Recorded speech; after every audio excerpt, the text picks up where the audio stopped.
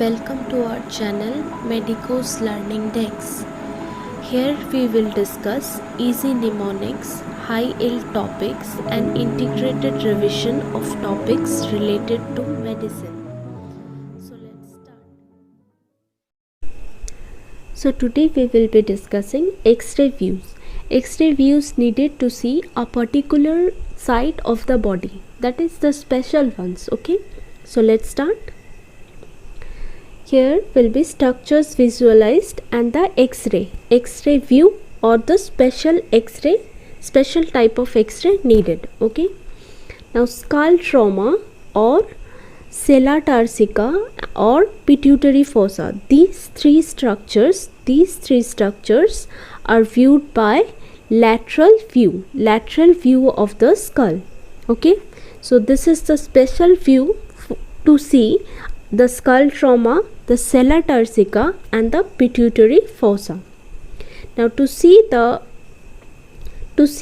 internal auditory meatus, this is not view, internal auditory meatus, both sides, to see both sides simultaneously we need Stener's view. To see a left atrial enlargement we need a right anterior oblique view. To see left atrial enlargement we need a right anterior oblique view. This is in chest X-ray. Okay. Now to see pneumothorax we need a PA view on expiration. This will be specially mentioned so that we can see the pneumothorax very clearly in the chest X-ray. Now to see the orbital floor and the orbital roof we need a special view known as Waters view, that is occipitomental X-ray is needed to see the orbital floor and the orbital roof. To see the optic foramen we need a Rayset view. We will see the images of this later on. Okay, this is a special name of the X-ray view. We will see the view and we will come to this again. Okay, now to see the mastoid process we need lateral oblique view, that is also known as Kuhler's view.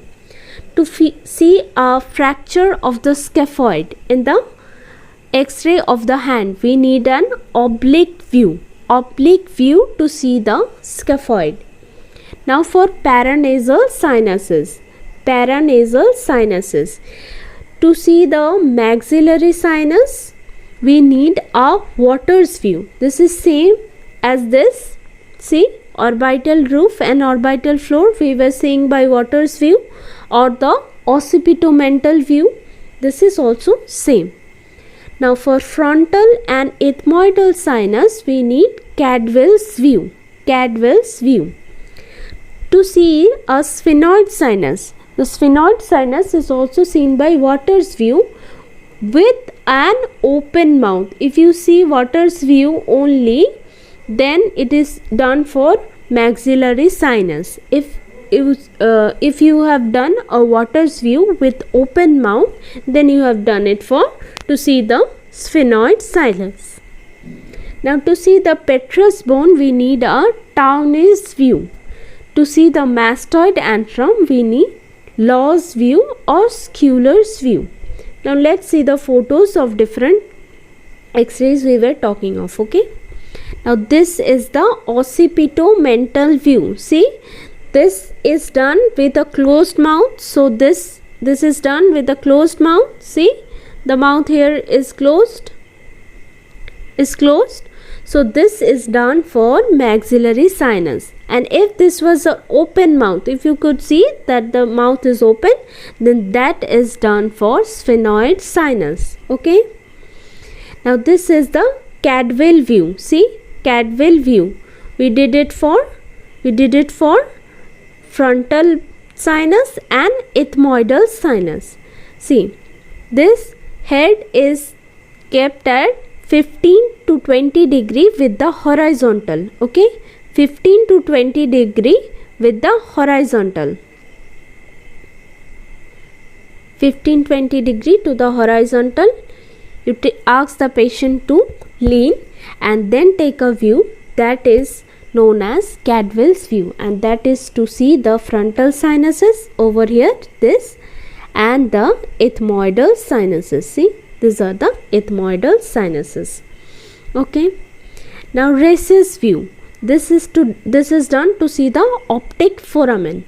Optic foramen. See, the patient is positioned with the orbit to be studied against the X-ray cassette. Okay, and the beam is at 40 degree to the mid sagittal plane. See, this, like this.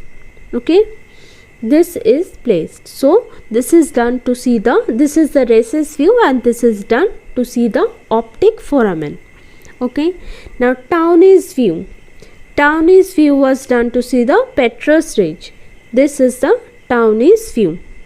See, this is the Towne's view, and these are the petrous bone. This is mainly done to see the petrous bone. Thank you for watching. I hope you found this video helpful. Do like, share and subscribe to this channel to get more videos of this kind.